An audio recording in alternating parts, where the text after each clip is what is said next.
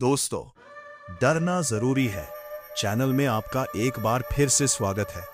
मैं हूं आपका दोस्त और गोस्ट, और आज मैं आपको एक ऐसी घटना सुनाने जा रहा हूं जो आपके रेलवे सफर को रोमांचक होने के साथ साथ बेहद डरावना भी बना देगी। लेकिन कहानी शुरू करने से पहले एक छोटा सा अनुरोध है। अगर आप इस चैनल पर नए हैं तो कृपया चैनल को सब्सक्राइब जरूर करें ताकि हमारा और आपका साथ यूं ही बना रहे। तो चलिए दोस्तों, कहानी शुरू करते हैं। तारीख थी 17 नवंबर 2015। समय रात के 1:35। जगह मुगल सराय जंक्शन, अब पंडित दीनदयाल उपाध्याय जंक्शन, उत्तर प्रदेश। और उस रात मुझे एक ऐसी ट्रेन चलाने का ऑर्डर मिला जो किसी भी आधिकारिक रिकॉर्ड में मौजूद नहीं थी। ट्रेन नंबर था 14519 14519, special night movement, route Mughal Sarai से गया सेक्शन। लेकिन अजीब बात यह थी कि इस ट्रेन की कोई पब्लिक अनाउंसमेंट नहीं हुई थी, ना ही इसका नाम किसी डिस्प्ले बोर्ड पर था। मैं आदित्य सिंह, भारतीय रेलवे में असिस्टेंट लोको पायलट, उस रात ड्यूटी पर था जब कंट्रोल रूम से एक इमरजेंसी कॉल आया। आदित्य, तुरंत प्लेटफॉर्म नंबर 7 पर रिपोर्ट करो। ट्रेन 1719 को तुरंत रवाना करना है। मैंने सिस्टम चेक किया, लेकिन उस नंबर की कोई ट्रेन किसी भी लिस्ट में नहीं थी।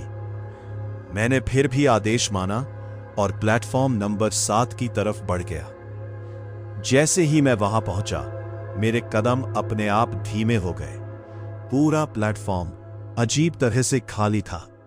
ना कोई यात्री, ना कोई वेंडर, ना कोई आवाज। सिर्फ एक ट्रेन खड़ी थी जिसकी लाइटें धीरे धीरे टिमटिमा रही थी। और उसी पल मुझे पहली बार एहसास हुआ, यह सफर सामान्य नहीं होने वाला। प्लेटफॉर्म नंबर 7, रात के 1:42। ठंडी हवा चल रही थी, लेकिन अजीब बात यह थी कि उस प्लेटफॉर्म पर हवा के अलावा कुछ भी नहीं चल रहा था। मैं धीरे धीरे उस ट्रेन की तरफ बढ़ा। इंजन के ऊपर नंबर लिखा था WDM3A 16642, लेकिन उसके नीचे जहां आमतौर पर शेड का नाम लिखा होता है, वहां सिर्फ काला पेंट फेर दिया गया था। जैसे ही मैं इंजन के करीब पहुंचा, दरवाजा अपने आप कर्क कर्क करके खुल गया। मेरे कदम वहीं रुक गए। रेलवे में 8 साल की नौकरी में मैंने बहुत कुछ देखा था, लेकिन ऐसा कभी नहीं।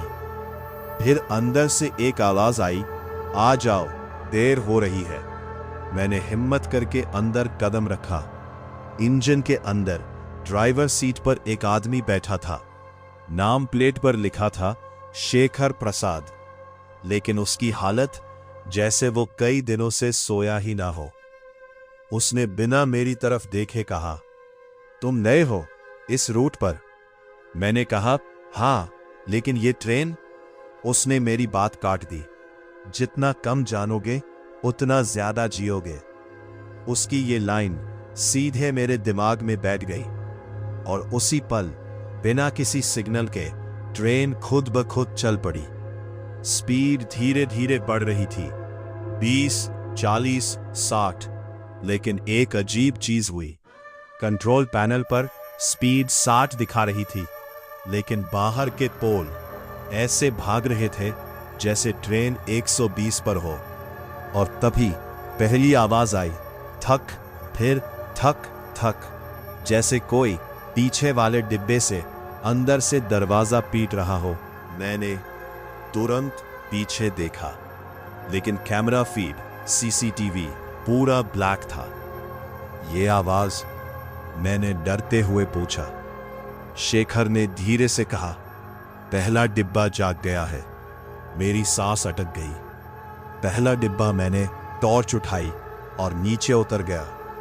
ट्रेन अब भी चल रही थी, लेकिन अजीब बात यह थी, जैसे मैं आसानी से उसके साथ साथ चल पा रहा था, जैसे वो ट्रेन मेरी स्पीड से बंधी हो। मैं पहले डिब्बे के पास पहुंचा। दरवाजा बंद था, लेकिन अंदर से रोशनी झिलमिला रही थी। मैंने दरवाजे पर हाथ रखा और जैसे ही खोला, अंदर कोई नहीं था, सिर्फ खाली सीटें और जली हुई दीवारें। और तभी मेरे पीछे से एक बच्चे की आवाज आई, अंकल, हमें बाहर निकालो ना। मैंने पीछे मुड़कर देखा। एक छोटा बच्चा पूरी तरह जला हुआ सीट के नीचे बैठा था, उसकी आंखें पूरी सफेद। मैं चीख पड़ा और पीछे हट गया, लेकिन अगले ही पल वो गायब। मैं भागते हुए इंजन में वापस आया। वो बच्चा, मैं हाफते हुए बोला। शेखर ने सिर हिलाया। डिब्बा नंबर S3 सबसे पहले वही जला था। उसने आगे कहा, 17 नवंबर 2005 रात 2:17, शॉर्ट सर्किट और पूरा कोच 7 मिनट में राख।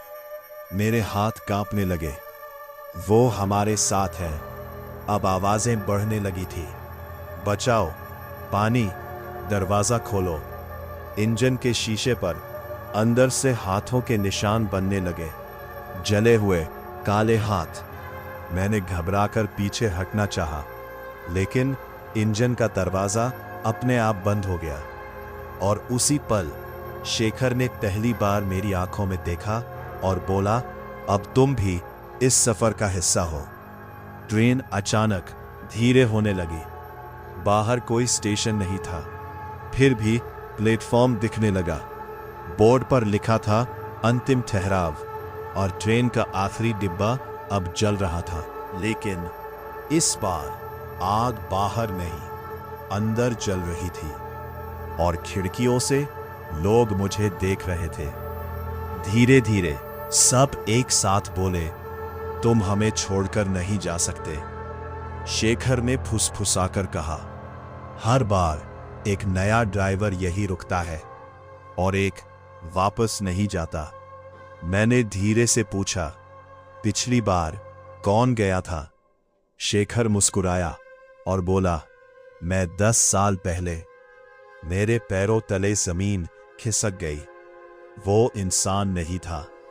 अब वो औरत और बच्चा दोनों मेरे सामने थे। उन्होंने हाथ बढ़ाया, चलो अब तुम्हारी बारी है। और उसी पल मैंने फैसला किया, या तो ये सब खत्म होगा या मैं। वो औरत और वो बच्चा अब मेरे बिल्कुल सामने खड़े थे।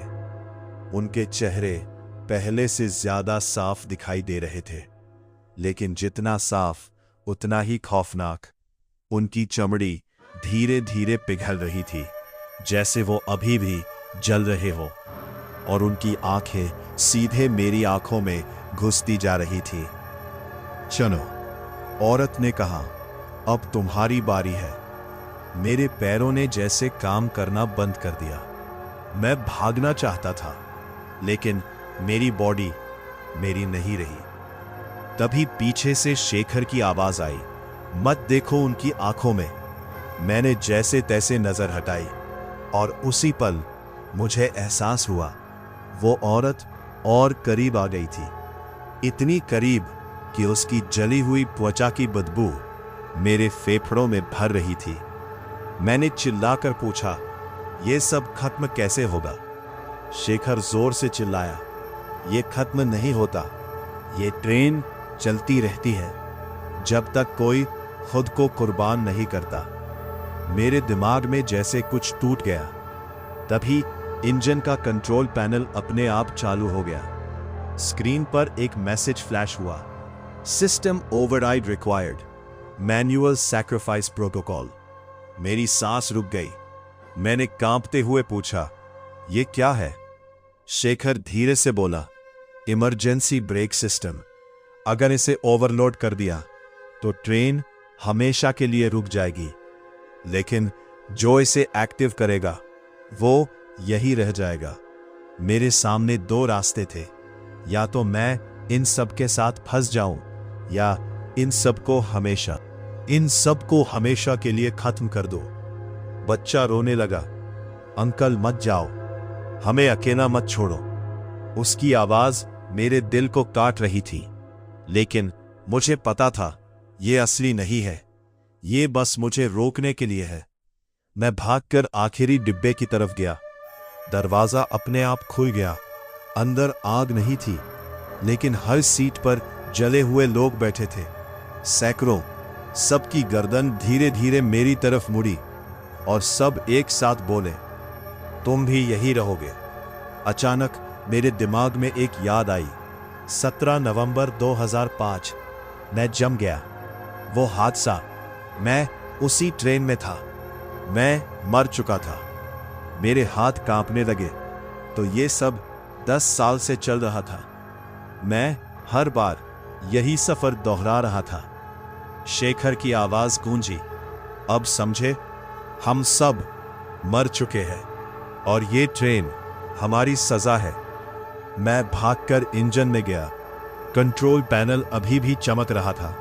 Sacrifice required. मैंने बिना सोचे ओवरराइड लीवर पकड़ लिया। जैसे ही मैंने उसे खींचा, पूरी ट्रेन हिल गई। चीखें और तेज हो गई। नहीं, ए सब कुछ खत्म। अगले दिन रेलवे रिपोर्ट में लिखा था, एक अनजान लोको पायलट की वजह से एक रहस्यमयी ट्रेन हमेशा के लिए गायब हो गई। लेकिन आज भी अगर आप रात के 2:17 पर मुगल सराय सेक्शन से गुजरें, तो कभी कभी आपको एक ट्रेन दिखेगी जिसका कोई नंबर नहीं होगा और उसके आखिरी डिब्बे से धीरे धीरे आवाज आएगी, इस बार तुम्हारी बारी है। कुछ सफर खत्म नहीं होते, वो बस दोहराए जाते हैं।